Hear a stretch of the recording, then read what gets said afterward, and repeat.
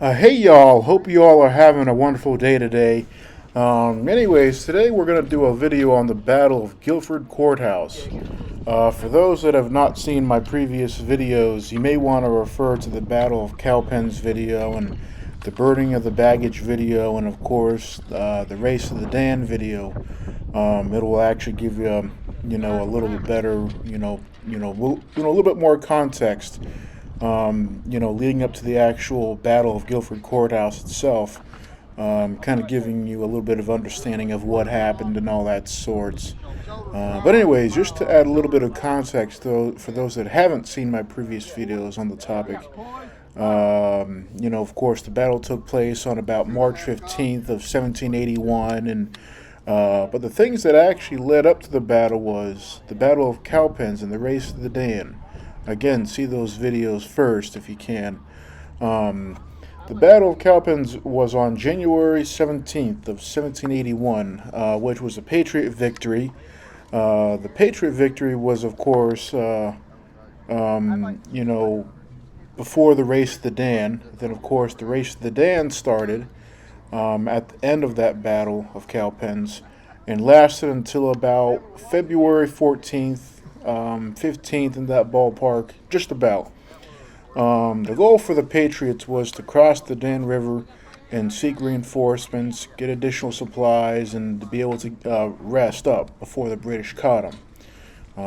For obvious reasons, the Patriots needed to get to get to safety before the British General Cornwallis and his troops could catch them. Catch them for obvious reasons. Hence, the Race of the Dan. The Battle of Guilford Courthouse took place about 6 years into the Revolutionary War. This battle was between General Nathaniel Greene, who was the Patriot general, and of course Lord Cornwallis, who was of course the British general. The troops faced off at and around Guilford Courthouse. The battle took place in what is now Greensboro, North Carolina, just for kind of a point of reference. The battle that everyone knows today lasted about 2.5 hours. The Patriots had approximately 4,400 men, according to some sources, and then, of course, the British had about 2,400 men. Now, kind of for a little bit of a point of kind of a little bit of context and some more background information on this whole thing. The battlefield at Guilford Courthouse is, not just some small little battlefield. It's not something that you can just walk in 30 minutes. It's something that you can, that is going to probably take closer to an hour to an hour and a half, maybe. At very least, between, all the stops and all that stuff that you have to make and all that sorts. And also, technically, the battlefield itself that the National Park Service has, the property that they have, the battlefield kind of extends the actual battlefield that this whole thing really took place on actually ranges even outside of what the National Park Service has. So that's something to consider, and all that sort. So make sure that when you go to the Battle of Guilford Courthouse for a battlefield tour, make sure that you all, are showing up and prepared to go for a walk. And definitely ask some questions about that, and as to where the battlefield extends outside of what the National Park Service has. And of course, Cowpens is a significantly smaller, site. A little bit less trees and just a smaller condensed area. You'd have to go check it out. The tactic that General Greene tried to use was pretty much the same or similar as the one that Daniel Morgan had used at to win at the Battle of Cowpens, which was an in-depth defense. Although it worked, it wasn't quite as effective as Daniel Morgan's version of it because the battle lines were a little too far apart from each other, and factors like that. And if you have ever actually been to the site, you'll know that you can't just walk in 30 minutes, as I mentioned before. Um, but that's kind of why they have a driving route at the Battle of Guilford Courthouse. Um, Howard Green set up his in-depth defense was to have his North Carolina militia in the first line. The second line of course, would be the Virginia militia, and the third would be his Continental regulars. Um, at this point in the war, the militia, of course, according to some sources, the militia was a little bit more seasoned at this point, and a little bit more useful. As they, some of them were actually veterans from, some of them were actually veterans from some of these units and stuff.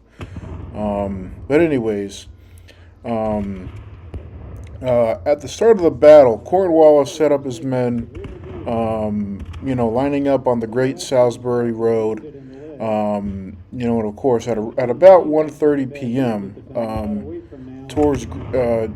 they started marching towards Greene and his men. Well, before I continue, let me kind of mention this too.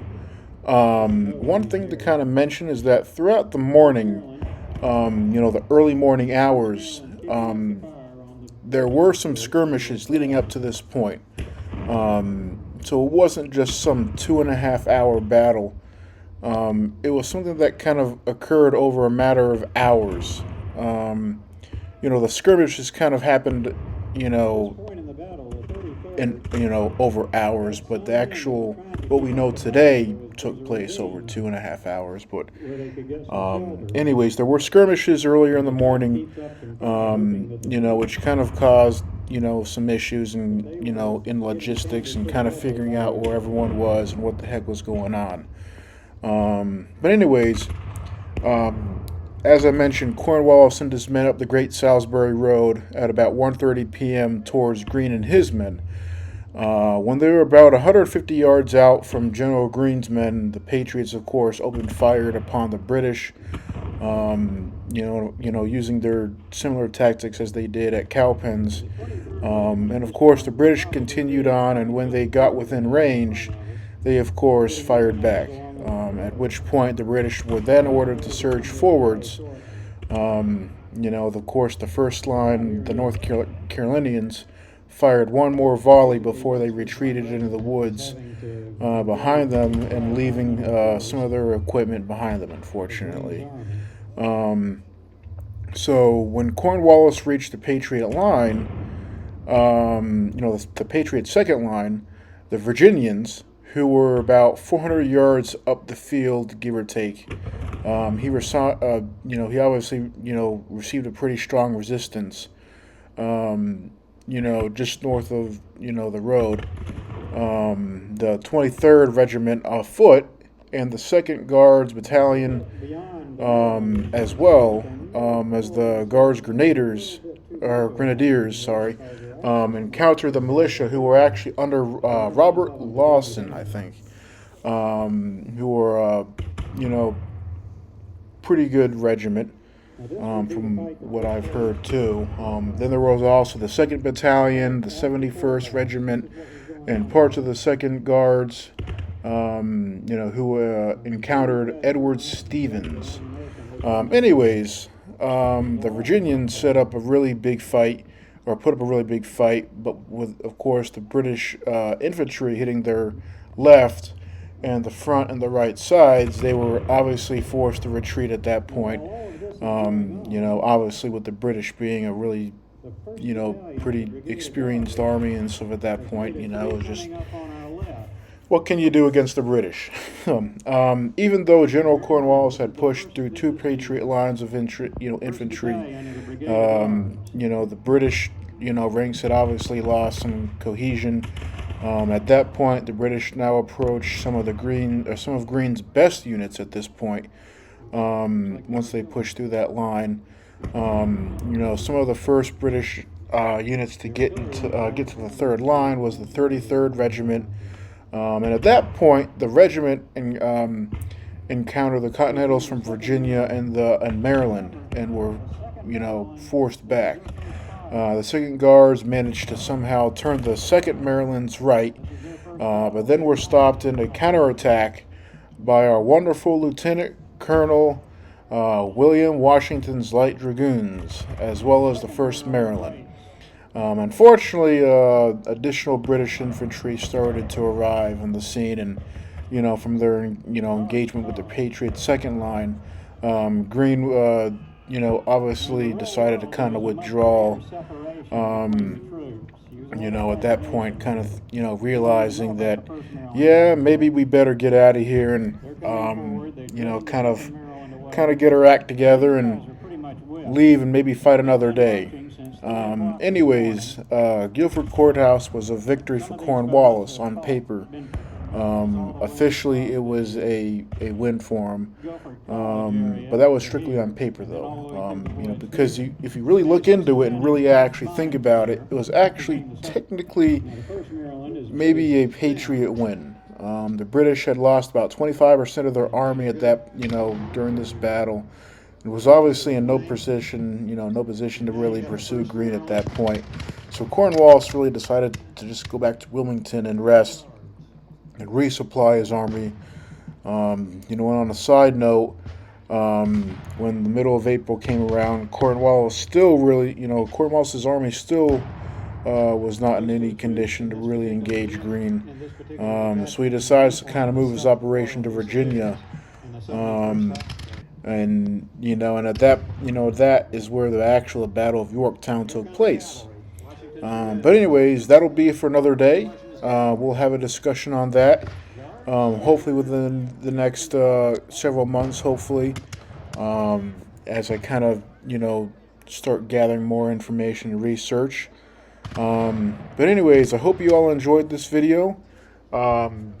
Please like and subscribe to my channel, and thanks for all the great things that you all do to help support me, and have a great rest of the day. Because that can get dangerous. People get hurt when you start muskets around and going at each other.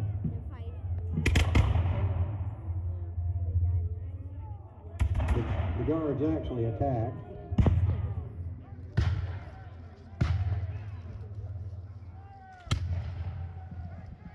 Now, sometime right about now would be when Wallace showed up, saw the cavalry there, realized that he was in danger, that one of his cannons was in danger.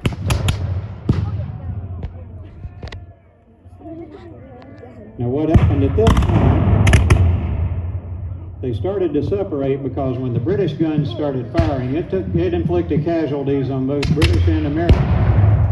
And about this time, General Greene is looking over to his right, and he's seeing the 23rd Regiment, which was reformed in the woods. It's approaching on the right.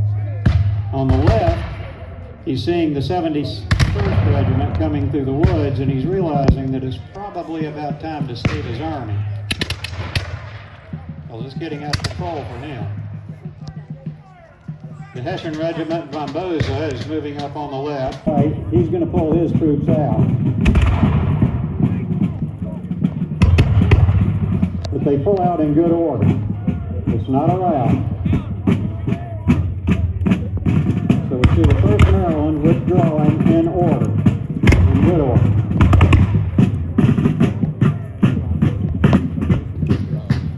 They had to abandon the cannon. You see the 23rd